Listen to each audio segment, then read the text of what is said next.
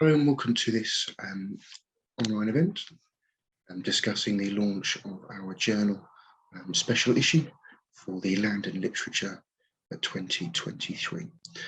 So this will be an online event just discussing the journal itself, different components that make up that journal and the different work that's taken place from many different groups, both by ourselves and the Kwantlen Polytechnic University in Canada, and just discussing how we've collaborated with them on this specific event, discussing the journal in a bit more detail and different events that we've taken place in, just in order to reach out with the local community and to engage with them.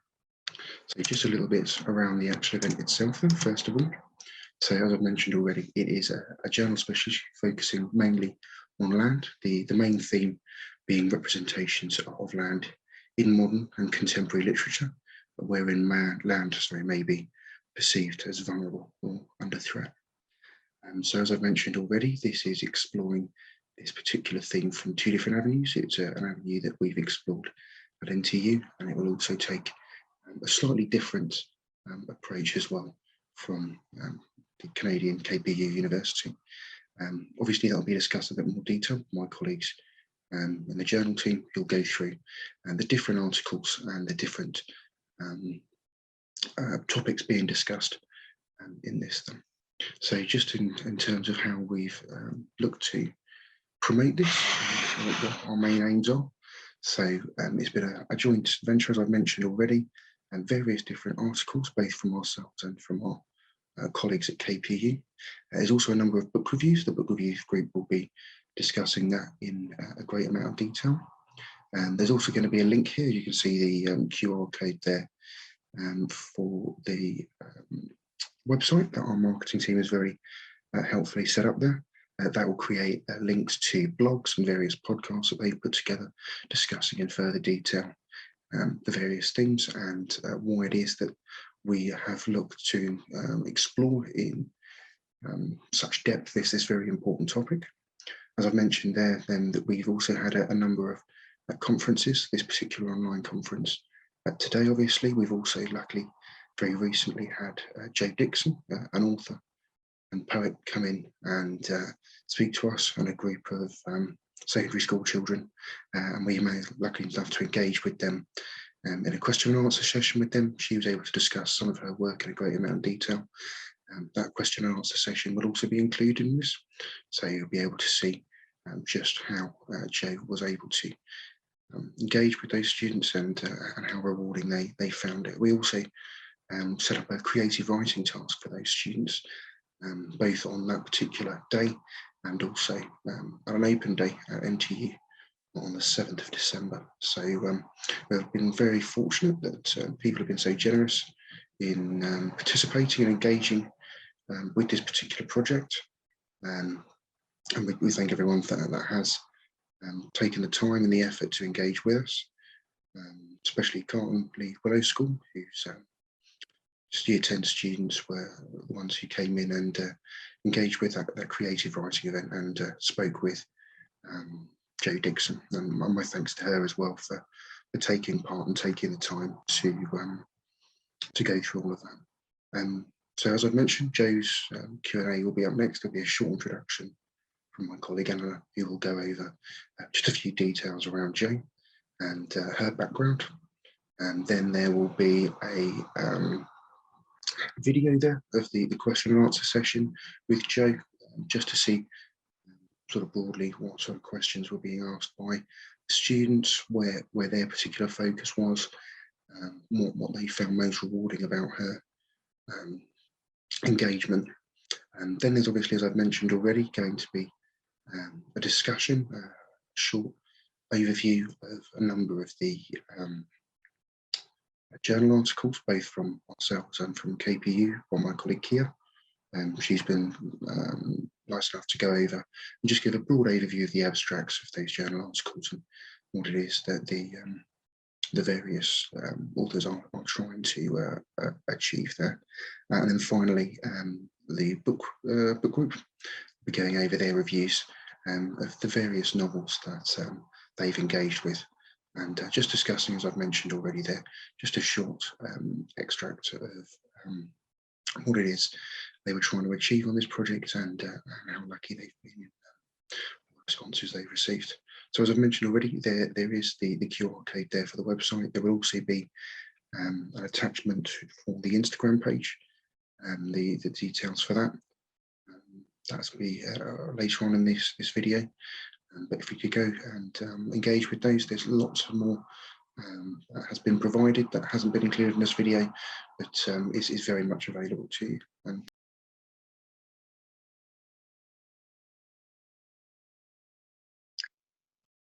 Hi, my name is Motiani. I'm the editor-in-chief of this issue.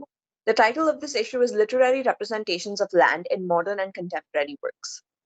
This special issue will discuss representations of land in modern and contemporary literature, wherein land may be perceived as vulnerable or under threat.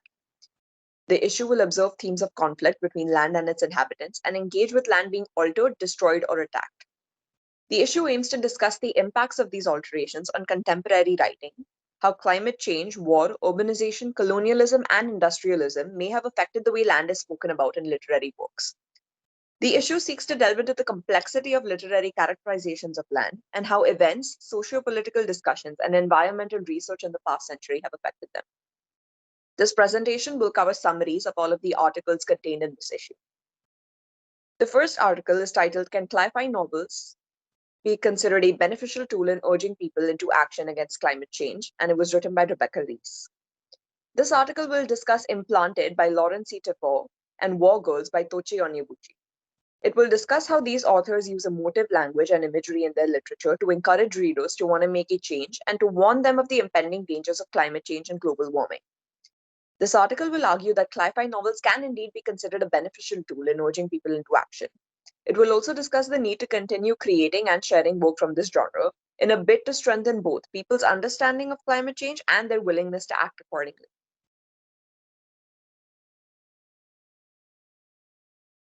The next article is titled The Impact of Colonialism on Indigenous Land and Resources, and it was written by Ilinka Muraro. This article examines the colonial expansion that dominates and exploits indigenous communities. The development of imperialism catalyzes loss of native land and resources, social, economic, and political marginalization, discriminatory ethnocentric laws which in turn break down traditional Aboriginal structures. Incorporating evidence from various academic journals and articles, personal responses, and diaries, this article demonstrates persistent and ongoing consequences and hardships that indigenous groups face. This article will explain the direct and unjust consequences colonialism imposes onto indigenous peoples. The next article is titled An Exploration of the Partition and Its Literary Voices, and it was written by Henna Khan. This article is an exploration of the different literary narratives about the partition of India and Pakistan. It reflects on the literary landscape of the partition, covering key literary moments that depicted the events and the consequences of Britain's desertion of India. Sadat Hasan Manto's iconic short stories are a staple in the Urdu literary world, giving us a stark view into psychological and social ramifications for both men and women. His literature was not only used to educate those who were not aware of the partition, but also to document the brutal and sadistic events that happened after. Ultimately, the vicious separation of land led to both an identity and a cultural gap, which still has ramifications in the modern day. The next article is titled Exploring the Changes in the Burmese Landscape, and Andrew Marshall's The Trouser People, and it was written by George Bradford. In its exploration of Burma, modern-day Myanmar, from pre-colonial expeditions to the British administration in the country, right through to its modern plight with a military dictatorship, The Trouser People shows that the use of land by both the vestitures of the state and the local people have dramatically changed. Andrew Marshall's expedition and his close comparison to the man he seeks to retrace the footsteps of, the explorer Sir George Scott, allows us to chart in some detail the struggles of the various tribes and ethnicities which occupy Myanmar's northern regions, and their ever-deepening struggle to defend themselves, their territories, and their way of life. In this novel, we see the changes that have taken place over hundreds of years of imperial rule, war, and the ongoing struggle to sustain the fragile ecosystem in the country as it navigates crippling poverty. The next article is titled Indigenous Lands Colonial Methods by Ashley Posternich. This article will discuss how indigenous literature refutes colonial concepts of relationship to the environment and offers mechanisms to create a better world. Climate change is not the great equalizer of all peoples, as has been commonly claimed for as long as the science behind it has been discussed. Instead, this essay will use the Potawatomi scholar Dr. Kyle White's analogy of peoples as different types of ships in a common body of water, as he describes in Way Beyond the Lifeboat, an indigenous allegory of climate justice, to demonstrate how the effects of climate change and the methods used in attempts to mitigate it have revealed social inequalities and structural racism through literature.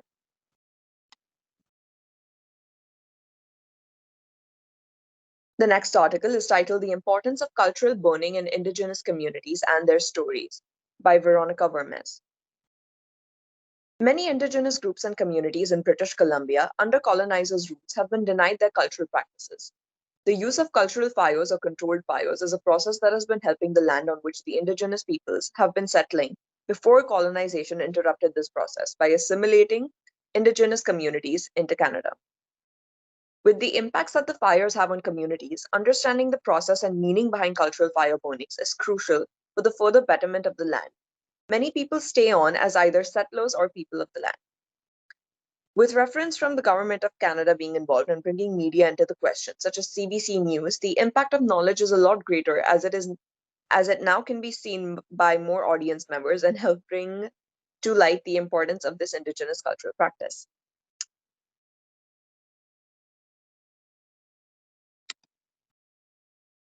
And the final article is titled Indigenous Cultural Dynamics, Reclaiming Land and Marine Life by Harneet Dhinsa. The Kinder Morgan pipeline is a travesty of colonialism on unceded traditional territories of the indigenous communities. Colonialism has adopted forms of violence against indigenous rights to land, culture, and food security. Resistance and resurgence are two themes in Tawahum Bige's poem that confront colonialism. The Power of Unity tackles injustices to indigenous communities.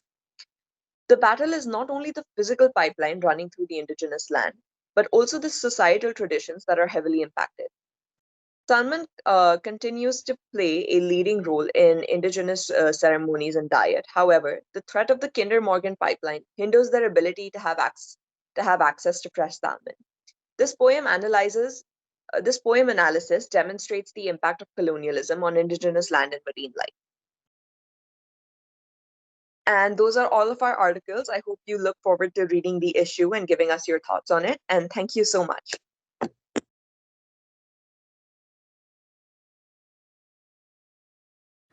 Hi, I'm Imogen Jackson.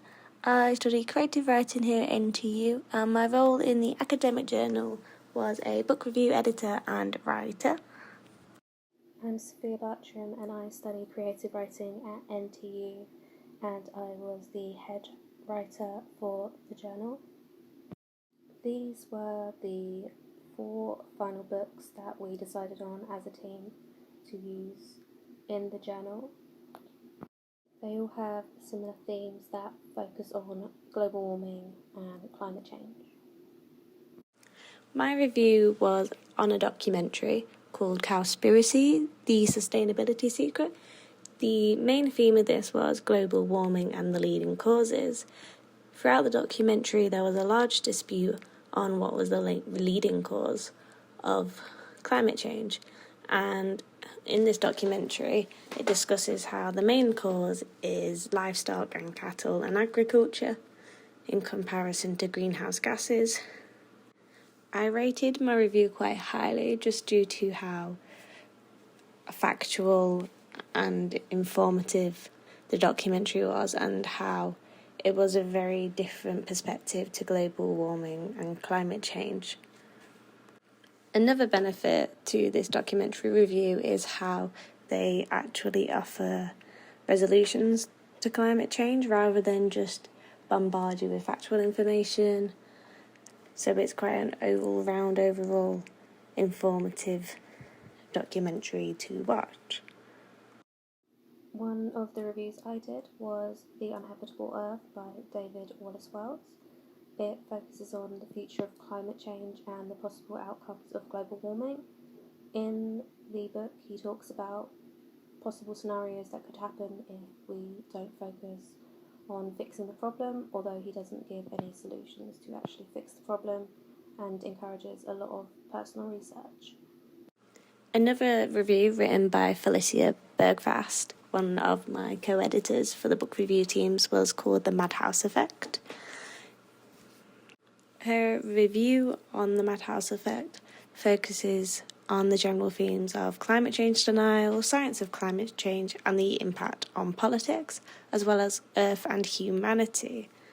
Though the general theme is slightly differentiating from my own review, they both highly focus on climate change, and both reviews are highly significant to this theme.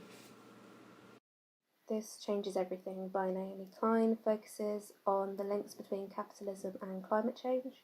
She talks about how there is profit within climate change in large companies and how climate change can cause economic changes to the world. She also touches on climate denial and why people might choose to ignore the impact to the world. Our reviews from the KPU students over in Canada were mainly focused on Indigenous peoples. They put a large focus on the Indigenous peoples and their treatments, as well as their lives, and how their relationship with the land is affected by their treatment. Thank you so much for listening. Goodbye.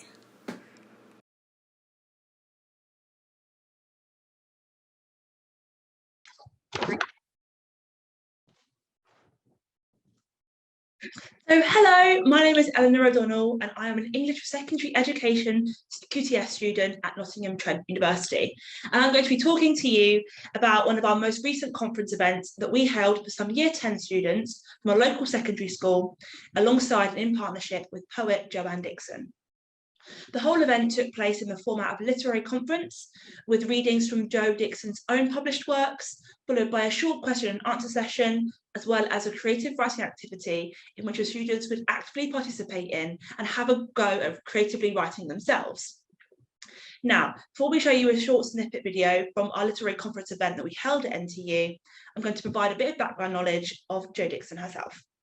So, Jo Dixon is a successful published poet, as well as a university lecturer in creative writing at Montfort University. Her works of poetry appear in a range of different journals and anthologies, including the ones shown on screen right now, such as New Walk, In Transit, and her debut poetry pamphlet, A Woman in the Queue, which was published by the Melos Press in 2016. Many of these anthologies and journals are well known throughout the East Midlands. So, Jo Dixon has many works surrounding the subject of land and nature, and many are read at our literary event, so they tie in perfectly with our module topic entitled Land in Literature. As well as exploring ideas in land, Jo also has extensive works on the theme of mental health, something that is extremely prevalent and relevant in today's society, and the whole mental health relationship with the natural world around us. The concept of mental health is not only represented in her written works, but also in her work that she does alongside a charitable event and organisations at St Anne's Allotments. This organisation, unlike many others, aims to help individuals who are struggling with their mental health through the exploration of the natural world and what the natural world around us has to offer, as well as linking in the opportunity for collaborative creative writing activities, which are usually centred around the theme of land and the natural world.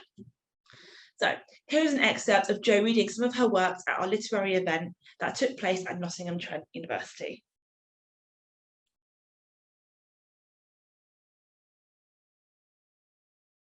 So before we introduce Jo Dixon, our poet and university lecturer, I'm going to run through what we're going to be doing in the session. So we're going to start off with a couple of readings from Jo of her work, and then we'll have a little Q&A session, ask any questions if you need to, if you feel like any inspiration you want to find out about, anything like that. Then we're going to move on to have a little short break, and then after we've got the lovely Rosie, who's created a creative writing activity, which we're going to have a little go at, and then feedback at the end. Do we have any questions before we get started? No? Excellent, so I'll hand over to Jo. Thank you very much. Thank you, Eleanor.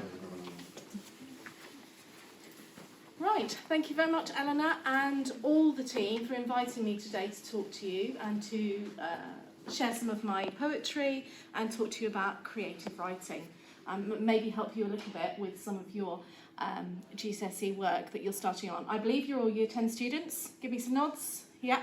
And you're all just about embarking on your GCSE. You're started. We're in our first term, well, end of first term, beginning of second term. So maybe there'll be some things that I can help you with and some suggestions and some tips at the end. And then I'm really happy to answer as many questions as you might have. Before we start, some of you might be a bit more comfortable. You're quite welcome to swizzle your chairs round so that you don't have to twist, because I'm very conscious that these tables make you face that way and you'll be more comfortable facing this way. Just grab my water, please. And please don't be afraid to ask a question when you feel that you want to. You may have a burning question. As long as I'm not in the middle of reading a poem, that's fine. Please just raise your hand. I know that might be quite intimidating in this environment. You're in a university with lots of people that you don't know, and so it may be a bit. But please do if you feel that you would like to ask anything.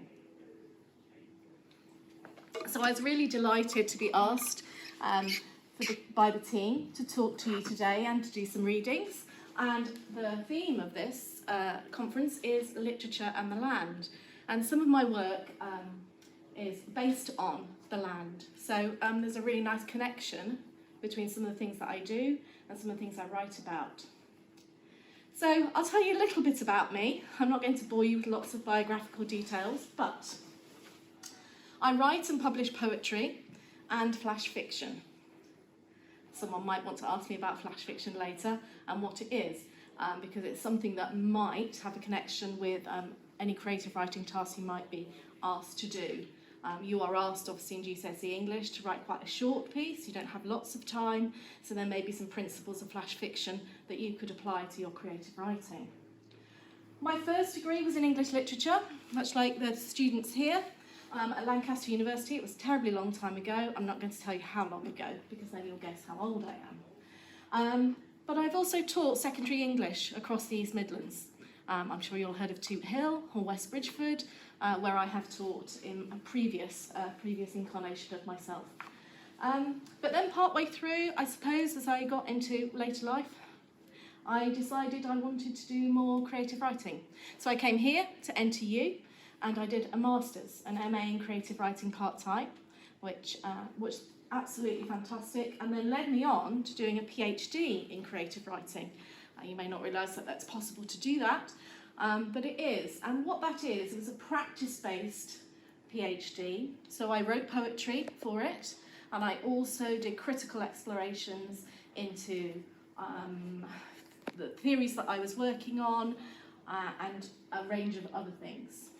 Now, I'm afraid I'm at a rival university, well, I won't call them rivals. I'm at a different university in the East Midlands. I'm at De Montfort in Leicester, but I still have lots of good colleagues and friends here, and it's really nice that we can work together as well.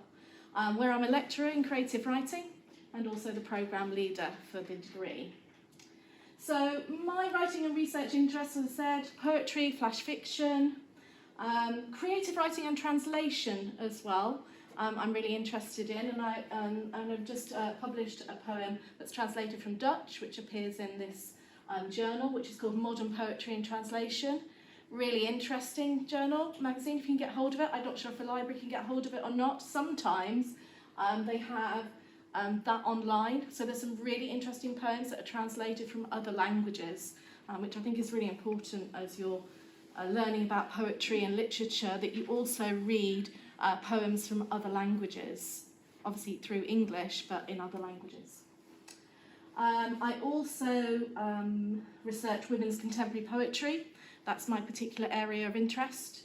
And also writing about place and the non-human world. So we're talking about land today, which obviously is that nice connection between some of my research and the non-human world. And my last area of interest is in reading and writing myopia. Now, myopia is short-sightedness, which I am, incredibly short-sighted, and there's an interesting connection between reading and writing that I'm working on in that as well, working with the College of Optometrists, actually, in London. So that's a bit about me, and please feel free to ask anything about that as well. Thanks. I've never had an assistant before.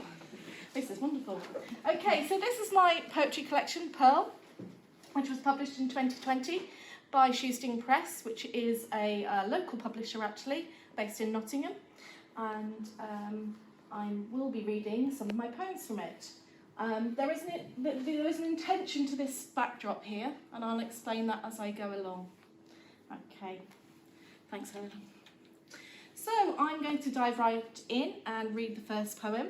I am providing the text for you because I think it's really important that you see how it looks on the page, because how it appears on the page is a really important factor of writing poetry. And the line endings and the white space on the page, the spaces in between, are really sometimes where the meaning comes. And when you're looking at poetry, it's interesting for you to make sure you think about the line endings and the choice of form. This poem, unfortunately, would be long and thin. Unfortunately, I couldn't do it on the screen so that you could see it.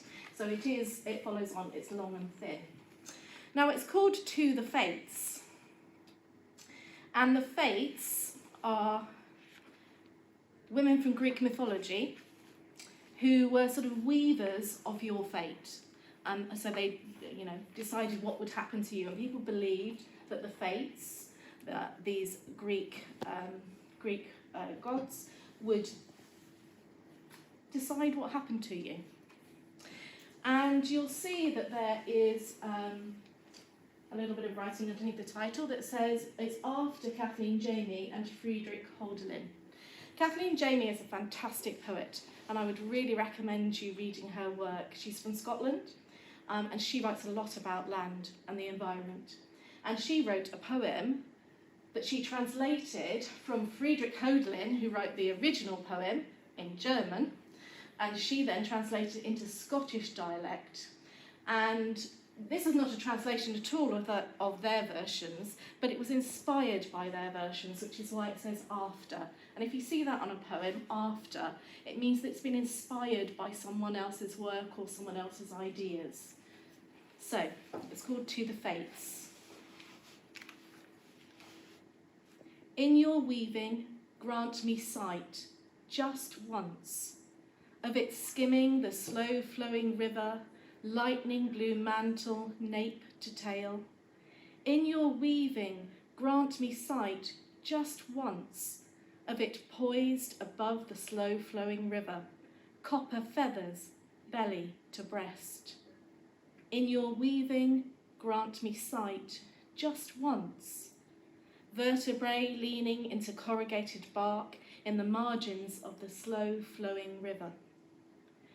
My weaving, eyes pressing into unearthed roots on the far side of the slow-flowing river. My weaving, being where the ranger told me I should be, doing what the ranger told me I should do. My weaving grants me sight. I'm just going to give you a moment to let that sit, and you may want to read through it again. I think sometimes after you've read a poem, there may be questions. So if there is anything that you want to ask me right now about this, I will answer it, but I will also tell you a little bit about it as well. So maybe just read through it yourself to let it sit a little bit longer.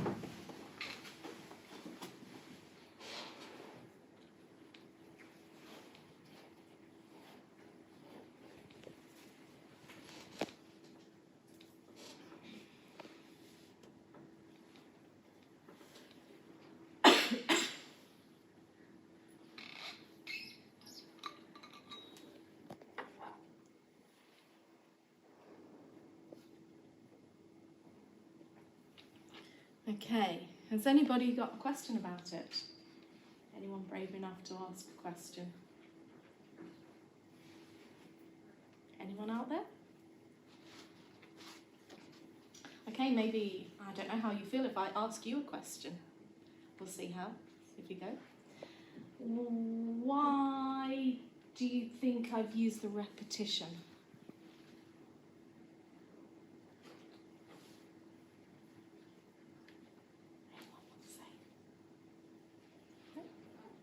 When I was writing this poem, I was really trying to give the sense of being by the river. So the repetition of slow flowing river is to emphasise that aspect of the physical landscape.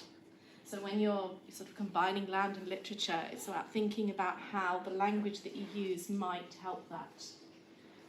Does anyone know what I'm describing? Because I haven't actually said in the poem what I'm describing that I really, really, really want to see, and I'm desperate to see. And it's an interest of mine that my water bottle might give a clue to. It's a type of bird. Does anyone know what type of bird it might be that is in the river? Yeah. Blue jay. Not quite a blue jay, but that's a really good. Has similar colours because of the blue. That's really good that you've picked up on the lightning blue mantle, because a jay does have a lightning blue breast as well, doesn't it? Okay, that's excellent. There's one other bird that's really bright blue and also copper, and that's the kingfisher. And it's quite difficult to see because it's so fast. And I've never seen one apart from a really fleeting glimpse, but I want to see one in a bit more detail. And that's what inspired this poem, is that I was desperate to see it. And could the people, could it be fate? Will I ever see this? Will it be fate that lets me see this? And then in the end, as I was writing this poem, it felt to me that actually it's what I do. It was my weaving. So what I need to do is sit and persist and watch. So I learnt something through writing the poem, and that's what a lot of poems do, and a lot of poets will find, is that they may begin with an idea, and then as it develops, it turns into something else. Okay, this next one is called Green. And when I read it, it's quite short. As you can see, it's got three quite, what we might call imagistic sort of stanzas. They are based on very specific images. And while I'm reading it, I might like you to think about why I've called it green. Sometimes we need to spend a bit of time thinking about the title and how it might connect with the ideas in the poem. And I will probably read this one twice. Something that Alice Oswald, a poet who I hugely admire and is another poet I would recommend reading, always reads her poems twice at a reading, because in the first reading it's really difficult to gain everything. And so reading it twice, now I'm not going to pretend that I'm anywhere near the quality of Alice Oswald because she's an outstanding poet, but I will read this one twice because it's quite short. Green. By mudflats I thumb a second-hand guide. Black-hooded gulls. What I'll say is a curlew and two cormorants poised back to back, a heart-shaped hole between. Late snow up by the trig liquefies between my fingertips, and the vent in the tarn's membrane flashes fish I can't name yet. I toss ice chips, they skid and chine, while a merlin or a sparrowhawk freewheels into the scrub. Green. By mudflats I thumb a second-hand guide. Black-headed gulls, what I'll say is a curlew and two cormorants poised back to back, a heart-shaped hole between. Late snow up by the trig liquefies between my fingertips, and the vent in the tarn's membrane flashes fish I can't name yet. I toss ice chips, they skid and chime, while a merlin or a sparrowhawk freewheels into the scrub. So there are three distinct stanzas about a visit that I made to an area of Cumbria. And they were three sort of moments, they are sort of separate moments, but they are linked by something. Does anyone want to give me an idea about why I've called it green and how that might link the three different moments? What does green mean, apart from a colour? Okay, because there isn't actually an awful lot of green in that poem. What does it mean if you're green? Anybody want to? Anyone can. NTU students, feel free. Not necessarily. Not much knowledge. Not knowledge. That's the one. Yeah. Not much knowledge. Yeah. Not knowing much. If you're a bit green, you're a little bit naive, a bit innocent. You don't know everything, and so that's why the poem. That title came to me after I'd written the poem. Titles tend to come after the poem. This poem's a lot about things I don't know. That's why I've got the second-hand guide. Again, it's about nature and it's about bird watching to begin with. And that's the second-hand guide that I'm looking through. Yes, I can spot a gull, a curlew. There's some corn. I think it's a curlew. I'll say, because there's some doubt. What I'll say, there's a slight doubt in that phrasing. And two cormorants back to back. I could spot those, and it's the shape between when they're back to back. The trig is anyone know what a trig point is from geography, maybe, or D of E? Any D of E students out there? Trig, when you're walking, the trig point is the highest point on the in the landscape, and so up by the trig point there is what's called a tarn, which is like a pool. It's like it's not a lake, it's not as big as a lake, but it's bigger than a pond. So it's an area of water. And so up by the trig point where there was snow. Why late snow? Can anybody tell me what sort of time of year this might be if I say late snow? Is it like spring? Yeah, spring, coming into spring when you don't expect, late March, early April, why have we got snow? And it's not a normal time for snow. But there's fish, and I've got no clue. My knowledge is zero on fish. I wouldn't be able to identify a fish if you asked me. But there's a desire to want to know these things. There's a desire to want to connect with the land, to connect with the landscape. And then the last one, birds of prey. I love birds of prey, but they are so hard to identify when they're in the air unless you learn the shapes. And that's it. So I suppose the poem is about that desire to understand the land that I live in and the land that I engage with. Okay, thank you, Eleanor. Right, do you don't need to read all this text on here, it's just there for copyright purposes and I need to keep it on there. When I was doing my PhD here at NTU, I had the fortunate position of being able to do a placement. And I know some students, the NTU students are all due out on placements as well, and they will find that when you go into the working world, into your degrees or your college courses, that you might do placements. And so my placement took place at St Anne's allotments. Does anybody know the St Anne's area of Nottingham? Yeah. And the allotments? Does anyone know the allotments? I've got a few nods here and there. I'll tell you a little bit about them. So I went to the allotments there and supported a charity called Framework, which is a housing association, which supports people with mental and health problems find support and to find some well-being. And they have an allotment there and people are encouraged to go there. And I spent some time doing some writing. So obviously this is very much about connecting literature, creative writing with the land and how these things can come together to help mental health and well-being. I will just show you the film about what it did. I will turn away and not look at it because it's horrible to watch yourself on video. Let's hope I think it's on the next slide because it'll be bigger. Oh, sorry, just before I say that, yes, that one. So just to say where St Anne's Allotments is, it was established in the 1830s. It's a really historic site. If you ever get a chance to go and visit it, they have tours and open days, and it's an absolutely fantastic place. You can see this is the centre of Nottingham. I don't think hasn't gone as far as Kwantlen Willows, which is somewhere over here. So you've got that big green space in the middle. That's St Anne's Allotments, and you can see it's huge in a hugely populated area. So it's really an oasis of green space in the city centre, and you can even see Nottingham Trent University city site, which is also there. So there's 650 allotment gardens.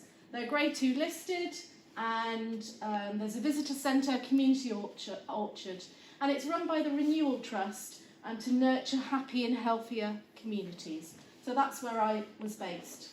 So it's a really nice way to think about our own well-being, how writing, creative writing, and the land can provide those supports for us when we're struggling at times.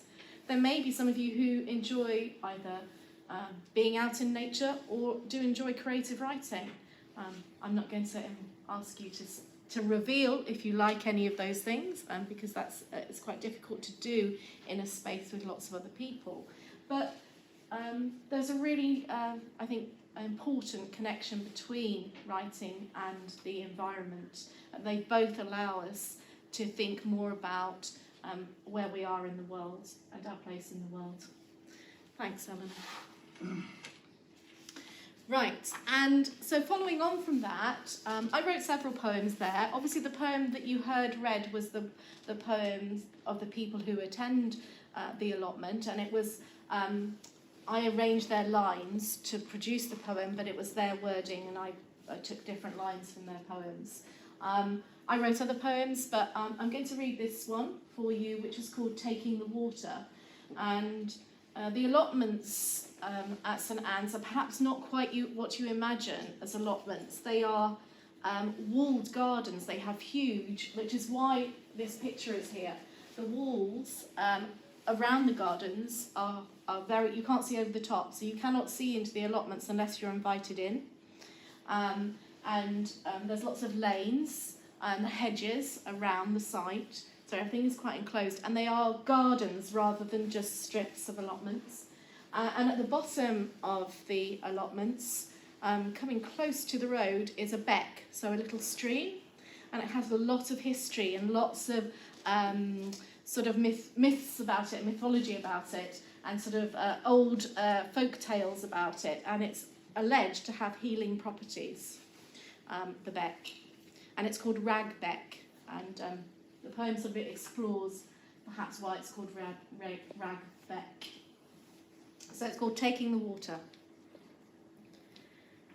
A red web is spreading in the corner of her son's eye, and slits of the landscape peep under his closing lid.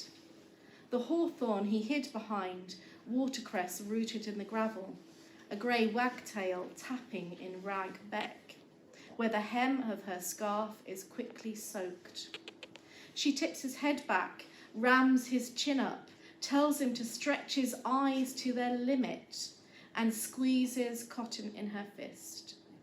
A drip lengthens, pulls in the socket, catches in the lashes as his eyelid jerks open shut, and they sit and wait under the alder, where rags, shredded from coal-streaked shirts, wet from the beck, sticky from pus, once hung from the branches.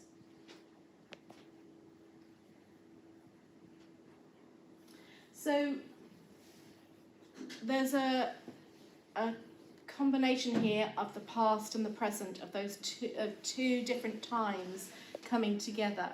And so the mythology was that in times, you can see the coal-streaked shirts are perhaps from a former time, or from a time much earlier in our lives, in history. People would dip their rags from their shirts, from their coal-streaked shirts. They'd dip them in the beck, and then they'd use them to try to heal their children's eye conditions, so anything that was sticky with pus, and then they'd hang the rags from the branches to dry. And so that was a story that came from the allotments, that's what happened. People would go to the beck to find healing properties for their children. And it sort of ties in with a modern day story of a child catching his eye on the hawthorn, and the mother again trying, perhaps with the water from the beck, to alleviate his pain. Anyone want to ask anything about that poem? Right, thank you, Eleanor. How are we doing for time? Right, I'm going to speed on. Right, we're going to move to an entirely different place, which I'm sure you're all familiar with, and that's Skegness. Anyone been to Skegness? Yeah? Okay. I visited Skegness, perhaps for not such a fun reason as you normally visit Skegness, and I didn't go for the amusements, I didn't go for the beach, I didn't go for the donkeys, I didn't go for the ice cream. I went, unfortunately, because something terrible had happened on Skegness Beach, and that some whales had been unfortunately washed up on Skegness Beach. As anybody, it was quite a long time ago, so I'm not sure if you'll remember it. But, and I got on the train. Has anyone been on the train from Nottingham to Skegness? The longest train ever. It's so slow. And I'll tell you, there's a poem about that after this. But it's a very, very slow train that goes all the way to Skegness. And so I got on that train and I went. And there were some pathologists there. And they were obviously performing a post-mortem on the whale to see why it was there, why they died. There was 2 of them. So it's perhaps not a very cheering story, but it inspired me to think about what we are doing as humans. And this is my photograph, and I didn't take a photograph of the things that could have been quite unpleasant, but what really interested me and caught my attention as a poet was the tale here that someone had graffitied with CND, which is obviously sort of an organisation, a protest movement against nuclear weapons. So I thought that was quite interesting. So its title is Skegness Wake. A wake is something that you attend after a funeral, so that's why I felt that it was appropriate as a title. Skegness Wake. Graffiti on the carcass shouts, "Man's fault." But the woman next to me isn't so sure. A burgundy membrane drapes from its insides and a chainsaw settles in the sand, where we toy with the flapping cordon, study the squid scars on the box-shaped head, an amputated jawbone and conical teeth. She quizzes the pathologist, leaning on a 4x4, clipboard jammed against his hip. He can't answer yet and walks into the sea, green chest waders up to his armpits. Salt water rinses the blood spatter from his face, and a Jack Russell sniffs at fluids pooling beneath the flukes. An oily odour is binding to the fibres of the gloves I post later in the bin by Terry's Fish and Chips. They say there are 2 more at Gibraltar Point, so I join the column, drawn there and back, calves burning in the backslide of the shingle. Again, this is a long poem, so that follows on from there. And I was really inspired by people's reactions to the whales. There were lots of people there, almost swarming to look at it, and I was one of them. So I felt there was a really strange, uncomfortable feeling, is that actually I was also going to gawk at at what was happening, and to put that lens on it. But I was really fascinated by how people were behaving around these beautiful creatures who actually had died, and they were in the process of being examined. And people letting their dogs run around the bottom where there was unfortunately there was some blood, and they were letting their dogs, and they were taking selfies as well. So not only, yes, I know I took a photograph, this was from quite a long way away, and I've actually zoomed in on it, so I didn't get particularly close up with my photos, but there were people taking selfies, going right up to the whales and taking photos of themselves with the dead whales, and it was almost like an event, a sort of celebratory event. Oh, look at this. So those are some of the things that were coming into the poem. There was the sadness of the post-mortem itself. There was the questioning of how did this happen? Why is it happening? Is it our fault?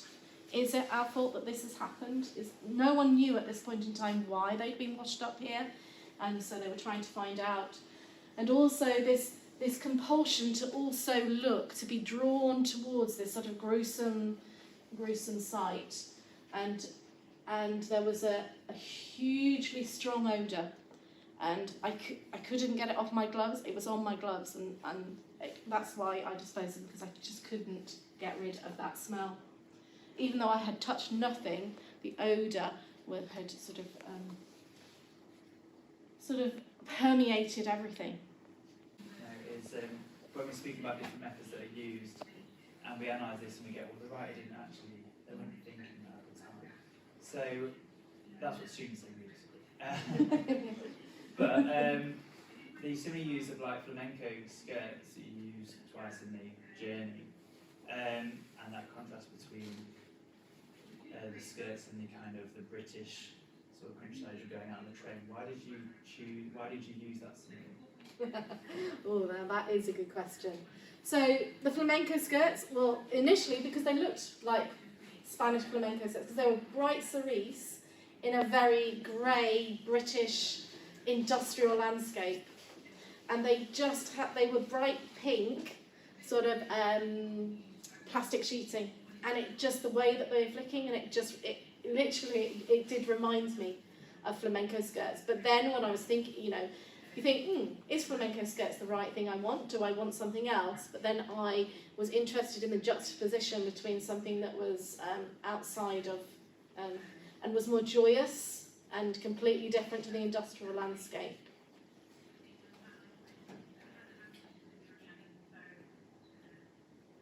Jenny. To me, both poems read like the writing of trauma. There's so many aspects that look like it's trying to represent trauma. So the gap in the middle, that image that you just talked about, the flamenco skirt, which seems so out of place. It's almost like trying to find something to distract. Yes. The repetition throughout, and also it's so interesting that you've gone to look at something static which should be moving, and all of your imagery is about moving. In both of those poems, everything's moving around, and this is a poem where you're travelling constantly, and the other poem doesn't have a kind of conclusion, doesn't have an end point. It's you're on your way somewhere else, and everything's movement. There's movement all around this static thing, and all of that feels like a way to represent the trauma of what you've experienced.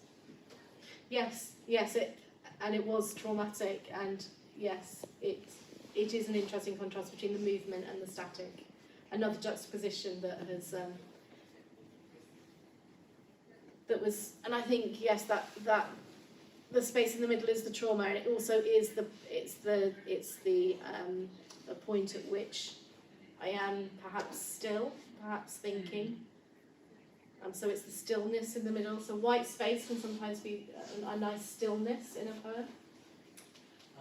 Yeah, I've got something to pique my curiosity.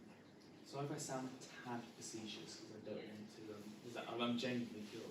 But, No, please ask any question, not a problem.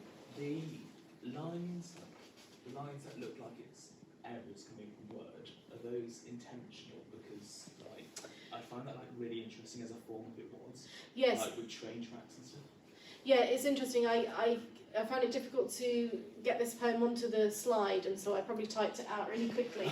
And but no, you're right. Well, that might be the case, but great. It's genuinely No, but great. Really interesting. But the specific words that I've chosen, so you're right. So Word doesn't like them because they're not words that it would expect. So it's not a facetious question at all, because it's about precision of choice of words.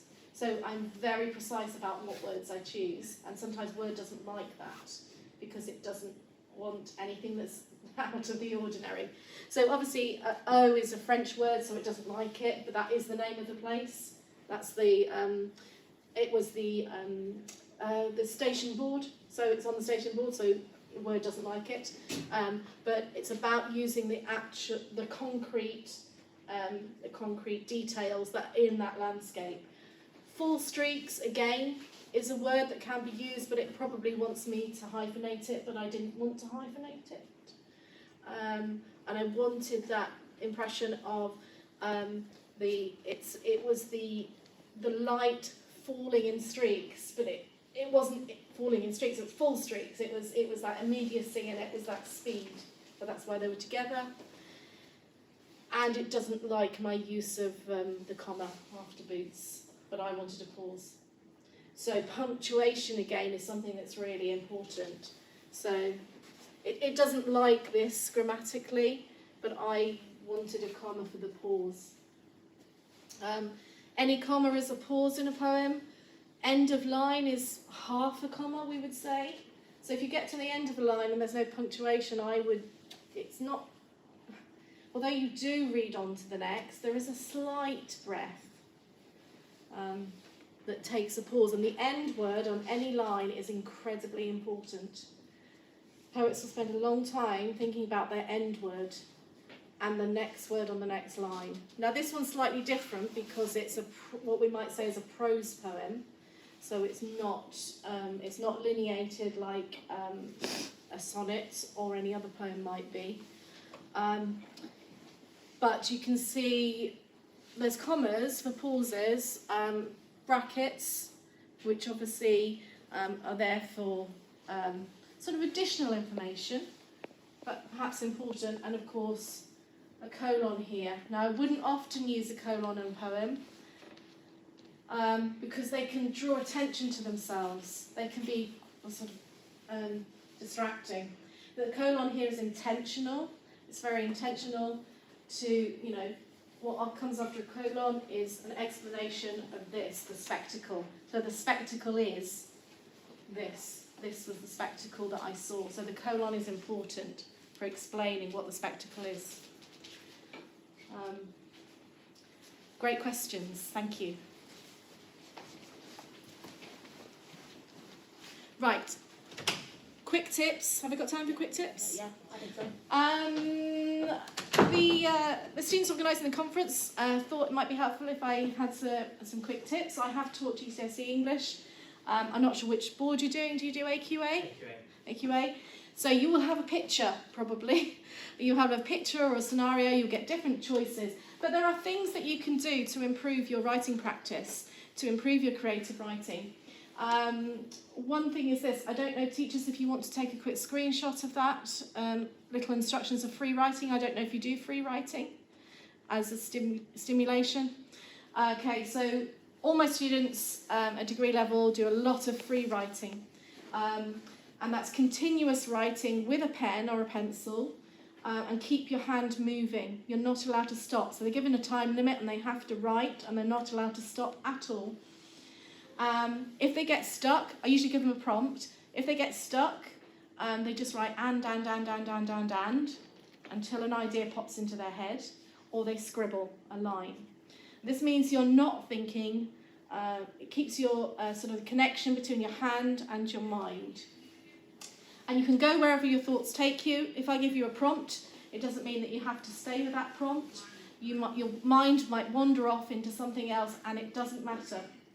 And I'm really sorry, teachers, for saying this, but when you're free writing, and this is the only time I would ever say it to my students as well, you don't worry about swag, neatness, style, nothing.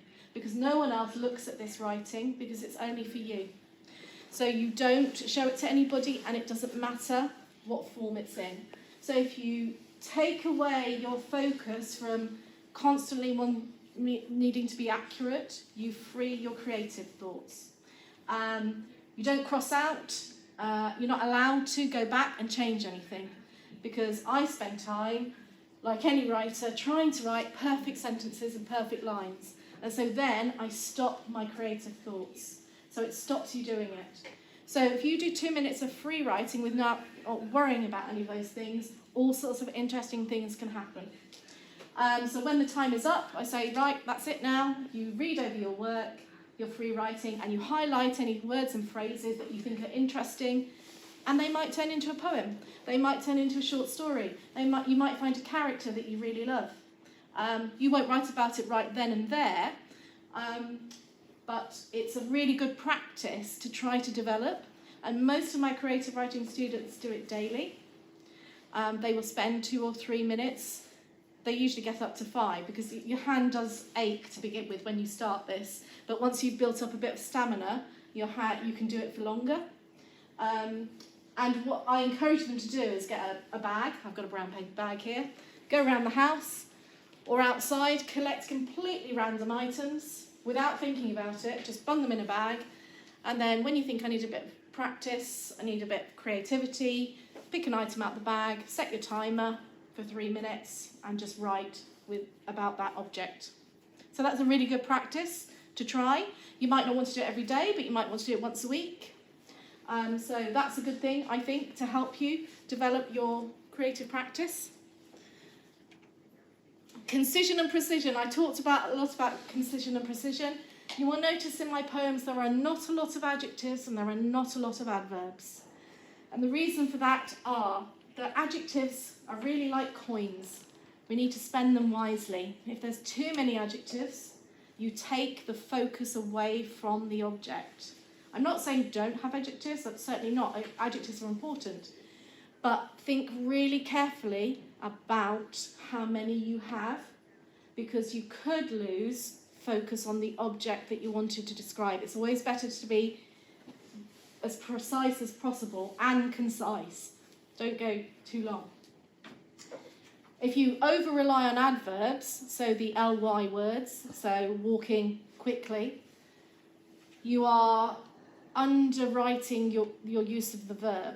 So it's always more interesting to choose a strong verb than to have a verb and an adverb. Try to find the precise verb. Okay, I think a lot about that when I write. Reading, reading, reading. I can't stress it enough, and the teachers are going, yay, thanks for saying that. I cannot stress enough how much your writing will improve if you read. And Patience Agbarbi here, fantastic poet. She may well be in the anthology, I don't know. Is she not any? Well, I think she has been in the past. Writing poetry is 80% reading, 10% listening, 10% watching, then 10% writing. I don't think I really need to say any more about that. Read, read, read as much as you can. Read lots of contemporary poetry. And community of writers. I think this is ever so important. And as you go on to university, and creative writing students out there will tell me, where are you? NTU creative writing students, there's a few of you, aren't there? How important having a community of writers is, how having someone to share your work with and to discuss your work and to get feedback on your work. You might like to think about whether there's an opportunity for you to get together with your friends at a lunchtime, and if you do write, find those people and get together with them, whether you organise something more specific. So an opportunity to think collectively. If you look at each other's work and you read each other's work, you can develop it. So if you're reading someone else's, not only are you helping them with their work, you learn about your own writing and what you can do for yourself. It always gives you new insight into your own creative writing. I think that might be it from me going on. Eleanor, I'll pass back to you. Amazing. So, thank you very much to Jo.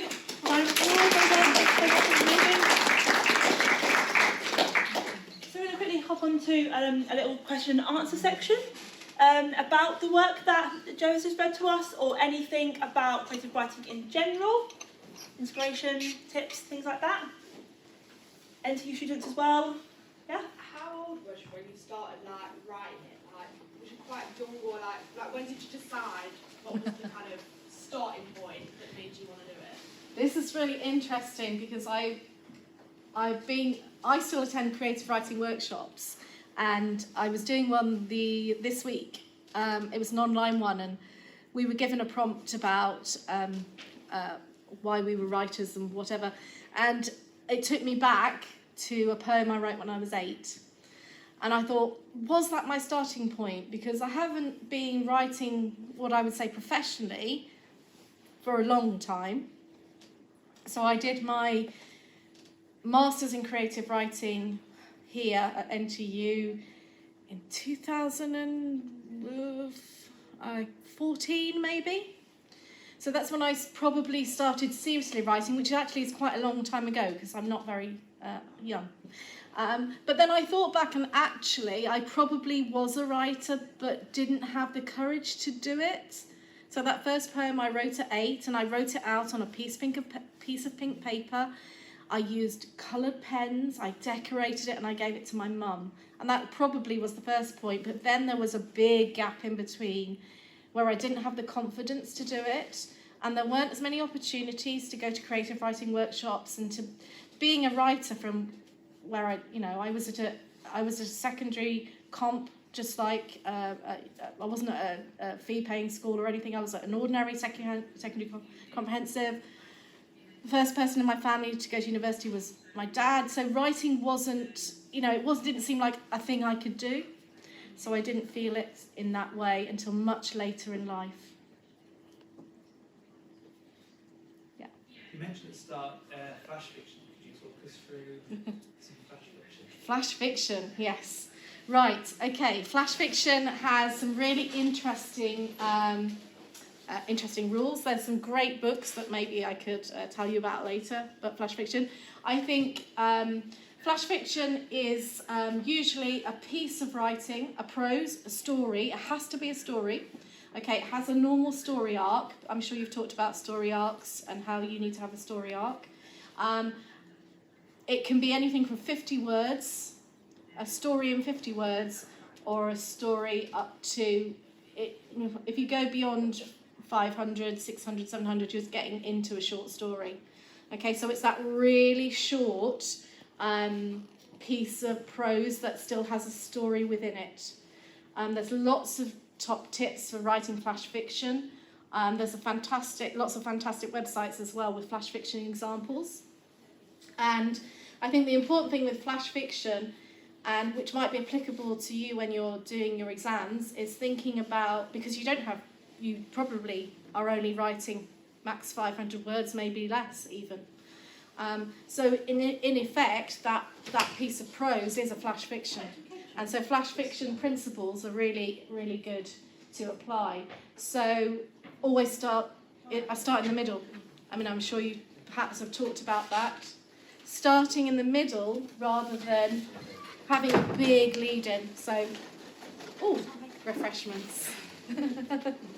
So what we call in media res, I would often start in the middle. And in a flash fiction, if you're only writing 500 words and you're writing a story, you probably don't more than one or two characters. You can't write a good flash fiction if it's lots of characters. So you limit it to a couple of characters. You think very carefully about the language and the images, and you think about your narrative arc. And often a flash fiction will end, but won't end. It will end with uncertainty so we don't quite know if we've got to the end and what the end might be. What else can I say about flash fiction? I'm not sure. That's really interesting actually, because as you say, with the AQA Phase 1 where they have to write a story, they're kind of all of the things that we are telling them, so it's really good for them to know and hear. Absolutely, yes. Yeah, and there's some fantastic flash fiction websites that have lots of flash fiction stories that you can read. The name of it is called Reflex Flash Fiction. If you look that up, it's a free website, and there's lots of flash fiction stories on there. Really good examples that will help you think about shaping your own stories, and they also have resources on there as well. So it's Reflex Flash Fiction. I think one of my stories is on there as well. And there's a wonderful guide to writing flash fiction, and I'll maybe give you the title at the end. Amazing. Any more questions? Got one, sorry. Yeah. Just in terms of your poetry there, obviously there's a real stark contrast between sort of Green and other poems in terms of your ambiguity, sort of how much detail you go into. What's the sort of thought process behind that? What is it you're trying to achieve by either being really detailed or really ambiguous? I think you can be really detailed and ambiguous. I hope that I've been precise. Well, the images are precise, but perhaps the meaning is ambiguous.